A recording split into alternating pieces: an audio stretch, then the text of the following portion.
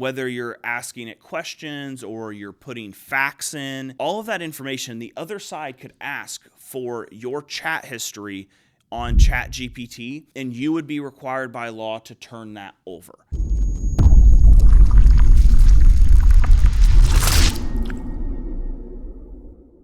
Welcome in, everyone. My name is Mark Real Jr., the Father's Rights Attorney, and you are watching another episode of the Father's Rights Playbook.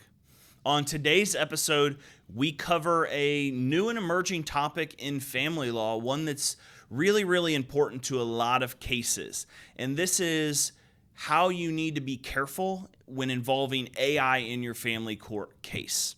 So today, here to talk about this, we have managing attorney here at Real Father's Rights, David Taub. David, how are we doing today? Doing great. Thanks for having me, Mark. Awesome. So today, what I want to cover for all the listeners and viewers is there's been this proliferation of AI. Number one is AI is getting more sophisticated. There's legal specific AI solutions.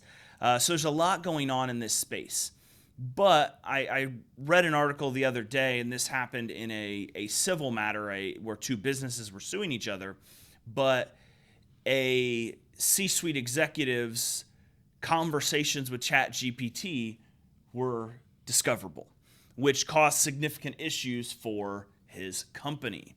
And I got to thinking about how this would impact family law. And I haven't necessarily seen this, but I do know a lot of men use AI to draft emails to their attorney, kind of come up with arguments. So, David, what would be your advice in regarding AI to a dad out there who is trying to navigate family court? My advice to that father is stay away from AI when you're talking to your attorney. Plain and simple. Use your own words. We're not grading you. Us attorneys, we're not grading you on your eloquence, your knowledge of the law. We want your facts. You can say it as it comes natural to you.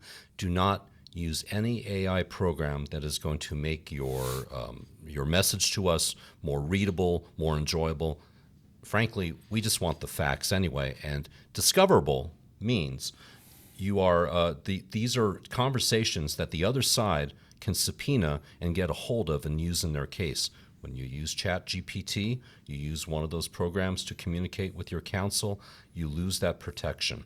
And therefore discoverable, therefore the other side can ask for that conversation. Yeah, and I would say this, there's 2.5 people that you can speak to openly and freely, and those conversations not be discoverable.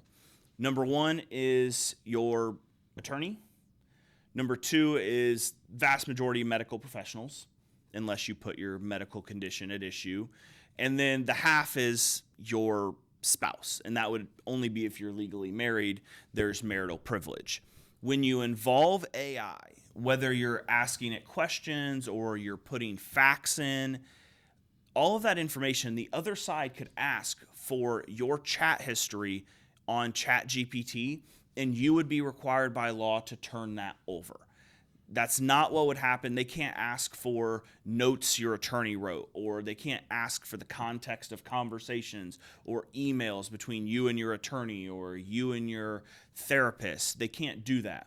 But the minute you bring AI into it, and I know it's cool, I know it's in vogue, I know there's some really good people with really good intentions, but AI can be really, really dangerous because stuff you maybe in the past would have just talked to your attorney about, you're now feeding into AI. And I took it this business dispute. I took it as like, what would happen if there was some sort of domestic violence incident and you're trying to get some guidance, you're trying to get some help, and you put in what happened in layman's terms, like it can look bad. Or maybe you did something that you should not have done, and an attorney may be able to help you work through it. The minute there's a search of how can I not get accused of domestic violence even though I hit my wife, going to be really hard for us to explain away why you searched that type of thing. So it's really easy. It feels like it's very private, but AI is not private at all. In fact, attorneys, we aren't even allowed to use generative AI if we're going to be inputting case information. No, we can't. One of the dangers some attorneys found out is generative AI will provide you nonsensical yet very logical looking cases that don't exist. Mm-hmm. And judges will look at that going, this person used generative AI. this person is violative of their duties as an attorney and telling the truth by presenting the judge a false case, and they get in trouble. I want to touch on one other thing, though, when it has to do with the party that uses generative AI with their attorney.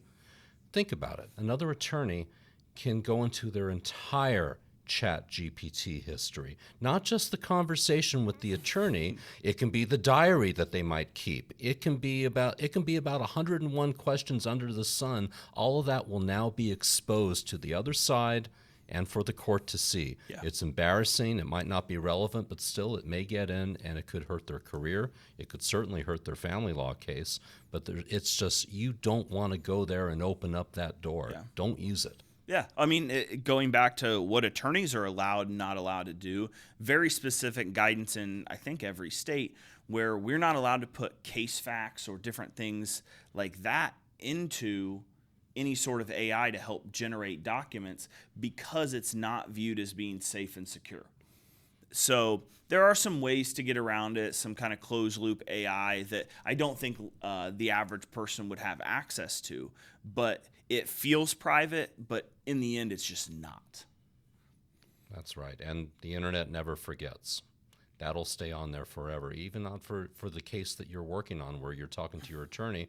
It may pop up and haunt you years later. Yeah, definitely, 100%. Well, David, thank you so much to all our listeners and viewers. I hope you found this educational, informative, maybe a little bit entertaining.